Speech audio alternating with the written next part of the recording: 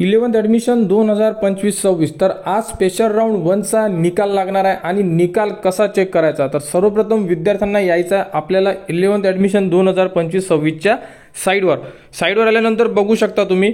तर निकाल चेक करण्यासाठी आपल्याला जी ब्ल्यू लाईन दिलेली आहे यामध्ये अलॉटमेंट लिस्टचा एक ऑप्शन दिलेला आहे, तिथून आपण आपला निकाल चेक करू शकतो। म्हणजे स्पेशल राऊंड 1 जो आपल्यासाठी 5वा राऊंड होता यामध्ये कोणकोणत्या विद्यार्थ्यांना कॉलेजेस मिळालेले आहे किंवा नाही हे आपण इथून सुद्धा चेक करू शकतो, किंवा तुम्ही लॉग इन मध्ये जाऊन सर्वात शेवटी अलॉटमेंट स्टेटसचं जे ऑप्शन आहे तिथून सुद्धा तुम्ही चेक करू शकता। तर साधारणतः जी अलॉटमेंट लिस्ट आहे ही 10 वाजता डिक्लेअर होणार आहे असं सांगण्यात आलेलं होते, परंतु साईडवर संपूर्ण ऑप्शन उपलब्ध झालेले आहे। तर अलॉटमेंट लिस्टला जर क्लिक केलं तर यामध्ये बघू शकता तुम्ही संपूर्ण ऑप्शन आलेले आहे। स्पेशल राऊंड 1 ज्या विद्यार्थ्यांनी स्पेशल राऊंड 1 मध्ये त्यांचे फॉर्म फिलअप केलेले असेल त्याच विद्यार्थ्यांचे अलॉटमेंट या लिस्टमध्ये लागणार आहे।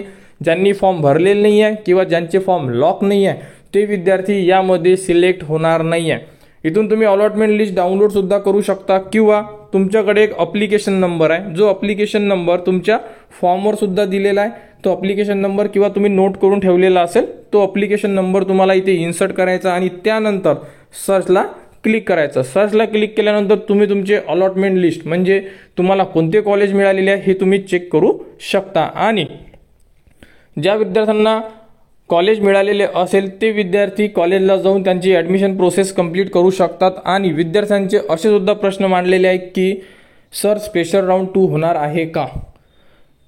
तर स्पेशल राऊंड 2 होण्याचे चान्सेस आहेत, परंतु जोपर्यंत 11th ॲडमिशन 2025-26 यांच्याकडून कोणतीही माहिती येत नाही तोपर्यंत आपण 100% स्पेशल राऊंड 2 होणार असे आपण तरी सांगू शकत नाही आहे। तरी चान्सेस आहेत, ज्यांचे फॉर्म म्हणजे जे विद्यार्थी फॉर्म भरू शकलेले नाही आहे, ज्यांचे नंबर लागलेले नाही आहेत ते विद्यार्थी स्पेशल राऊंड 2 झाला तर ते विद्यार्थी त्यामध्ये पार्टिसिपेट करू शकतात।